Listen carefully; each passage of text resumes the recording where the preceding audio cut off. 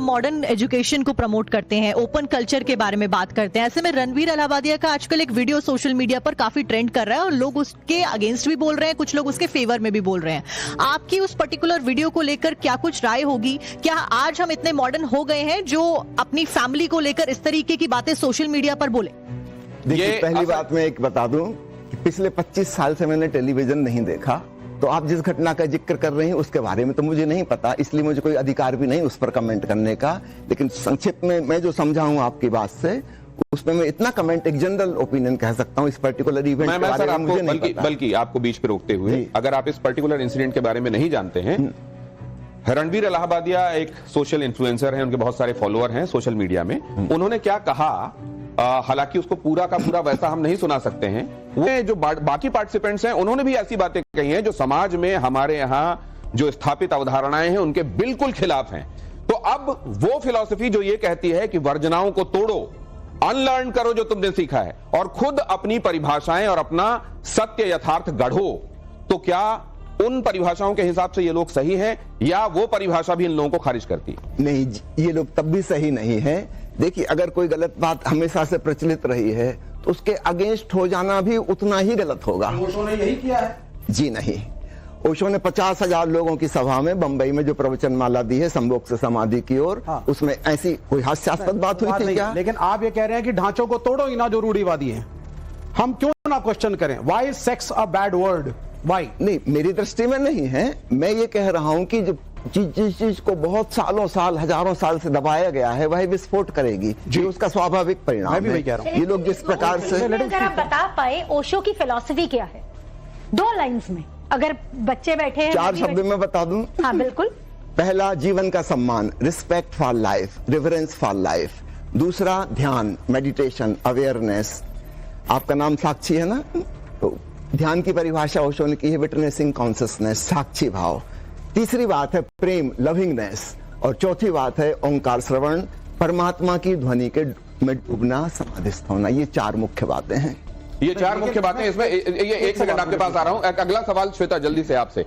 आपने ये कहा इसमें कि केवल जो खराब बातें हैं उनका विरोध करना सही हो ये जरूरी नहीं है, उनका विरोध करना भी गलत हो सकता है, आप ये कह रहे हैं? एक नए मूल्य स्थापित करना चाहिए पुराने मूल्य को तोड़ने पर। नहीं, ये कोई मूल्य स्थापित नहीं हुआ इसमें। मूल्य स्थापित नहीं, सिर्फ हंसी मजाक उड़ा रहे हैं, हिंदी मजाक कर रहे हैं, इससे कोई मूल्य तो स्थापित नहीं होता। ओशो धर्म की कोई जरूरत नहीं बताते थे, संगठित धर्म को वो नहीं मानते थे।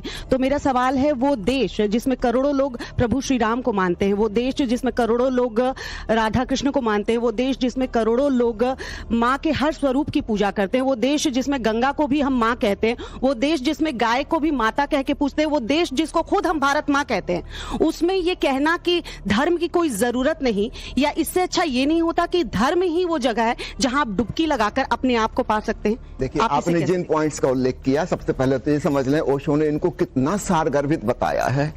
गाय को माँ क्यों कहते हैं, इसके पीछे का पूरा मनोविज्ञान उन्होंने बताया है। उन्होंने कहा कि मनुष्य योनि में हम जो आए हैं, इसके पहले हम गौ योनि में थे, वो हमारी माँ है, हमारी जननी है।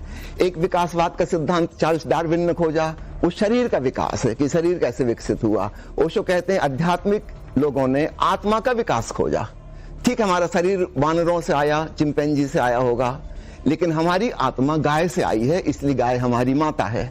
ओशो ने कुंभ के बारे में जितना विस्तार से कहा है, प्रयागराज के बारे में मेरे ख्याल से आज तक किसी ने पूरा विज्ञान नहीं समझाया। भगवान राम के नाम के ऊपर ओशो की 7 किताबें हैं, 7 किताबें।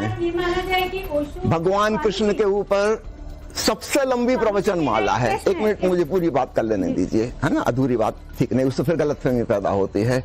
ओशो ने 650 किताबें लिखी हैं, उसमें जो सबसे बड़ी किताब है, इतनी मोटी, उसका नाम है गीता दर्शन, और इतनी मोटी किताब है कृष्ण मेरी दृष्टि में। कृष्ण के ऊपर उन्होंने जो व्याख्या दी है, आधुनिक वैज्ञानिक चिंतन मनन के साथ, आधुनिक मनोविज्ञान के परिवेश में आज तक पृथ्वी पर कभी किसी ने नहीं दी गई।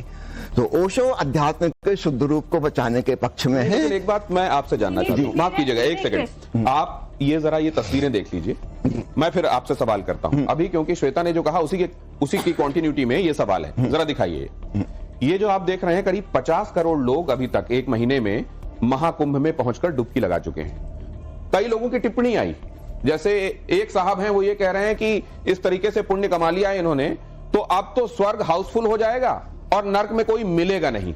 क्या वो ओशो की दृष्टि में वो साहब जो ये कह रहे हैं वो सही हैं, या वो तमाम लोग जो अपने सनातन की स्थापित मूल्यों और अवधारणाओं को लेकर यहां डुबकी लगाने के लिए पहुंचे हैं वो सही है? इसके पीछे का मनोविज्ञान समझिए। ओशो ने जो समझाया है, जहां लाखों करोड़ों लोग एक सद्भावना लेकर, एक पवित्र भाव लेकर पहुंचते हैं, वहां का माहौल बदल जाता है।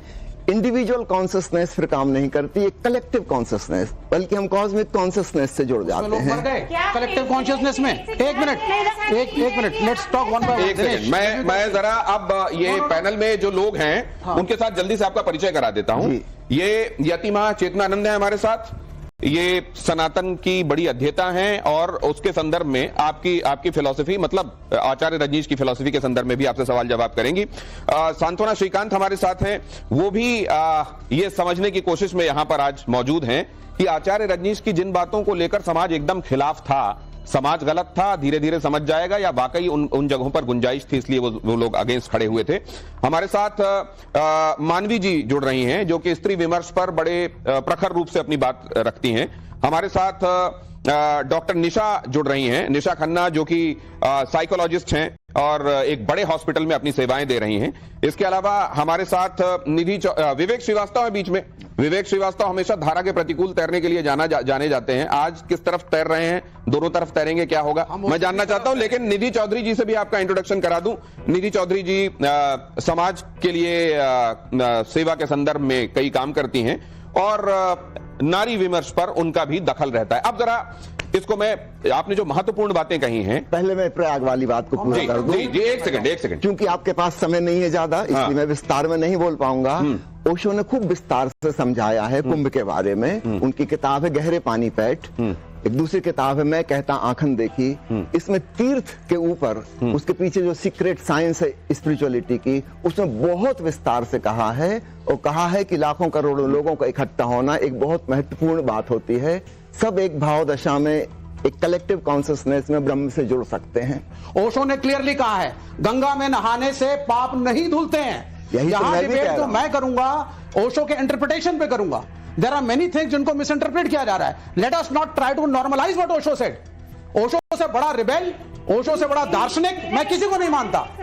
एक मिनट, अब ये कुंभ में जो कलेक्शन हो रहा है, ये इसमें एक पॉलिटिकल धारा भी सम्मिलित है, इसमें कुछ रिलीजियस मोटिवेशन भी सम्मिलित है। वहां लोग मर गए, वहां के जो मैनेजर्स हैं मैनेज नहीं कर पाए। कौन सी collective consciousness? There is no collective consciousness. अगर मेरा ऑब्जेक्शन है कि हम कुंभ पे बहस कर रहे हैं या आज ओशो के विचारों पे बहस कर रहे हैं? ओशो पे ही बहस कहां पर रहेगी और कहां पर नहीं रहेगी उस तरफ नहीं मैं 10 सेकंड एक साथ एक कॉमन कॉज को लेकर इतनी बड़ी दुनिया का सबसे बड़ा जुटान क्या आपकी निगाह में कलेक्टिव कॉन्शियसनेस के लिए जगह नहीं बनाता? नहीं है sir, because you can not guarantee that those 50 crore people were spiritual और वो डुबकी स्पिरिचुअलिटी के हिसाब से लाना चाहता हूं। नहीं है कि आप सनातन के स्थापित मूल्यों को ही एसेट बना के और अगेंस्ट में जाके आप अपनी संस्कृति का प्रचार करेंगे। कहीं ओशो ने ऐसा तो नहीं किया कि सनातन के जो मूल्य थे उन्हीं को पढ़कर और बाद में अपने कहीं ऐसा तो नहीं हुआ? जैसे एक सेकंड मैं आपकी बातों को और दूसरे तरीके से ले जाता हूं। जैसे जो इमारत बनी हो,